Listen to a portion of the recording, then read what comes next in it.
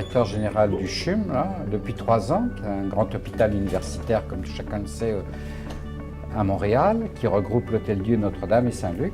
Et précédemment, j'étais également à la tête de grands hôpitaux universitaires en France. J'en ai fait plusieurs à Paris, à Rouen. Voilà. Je pense qu'en effet, le rapprochement de l'art et des milieux de santé, c'est quelque chose d'extraordinaire. Pourquoi? Parce que ça va aller chercher le patient dans son identité personnelle. On ne parle plus d'un foie malade, d'un malade à la chambre 23. On parle vraiment d'une personne à part entière. Et cette rencontre avec les artistes, c'est vraiment quelque chose qui décloisonne. C'est définitivement un autre regard sur l'hôpital. Alors moi, cette histoire-là, elle a démarré il y a plus de 30 ans, j'ose à peine le dire.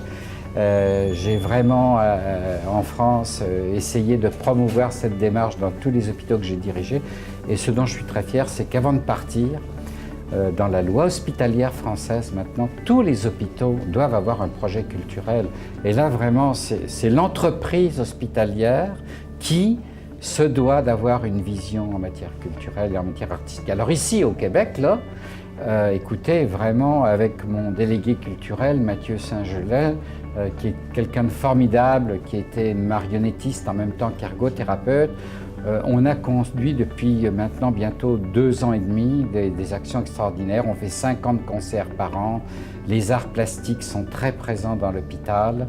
On a fait venir des danseurs, on va mettre des ateliers, des artistes en résidence, imaginez donc, un compositeur, probablement une sculptrice très bientôt.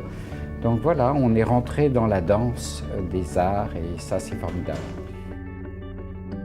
Alors ça, je suis absolument convaincu que pour tous nos personnels, il y a un apport extraordinaire. Parce que c'est quand même un métier difficile, la proximité du patient. Là, on pense à des infirmières, ce sont des métiers avec une charge émotionnelle importante.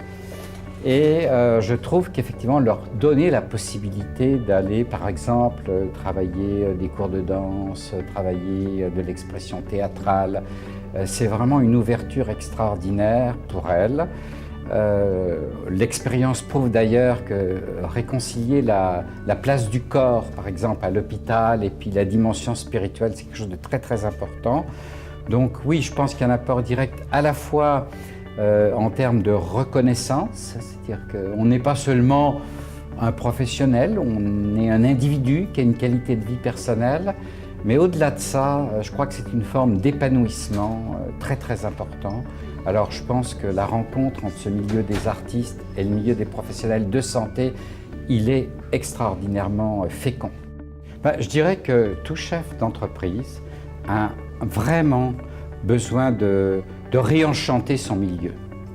Et c'est peut-être encore plus vrai dans des milieux qui ne sont pas proches, comme l'est un hôpital, véritablement des patients. Imaginez une usine de production là, qui produit des automobiles, par exemple. Mais écoutez, il faut aller chercher un supplément d'âme. Et je pense que toutes les entreprises cherchent ce supplément d'âme, mais peut-être on peut le trouver à travers l'apport des artistes, de la culture dans ces milieux-là.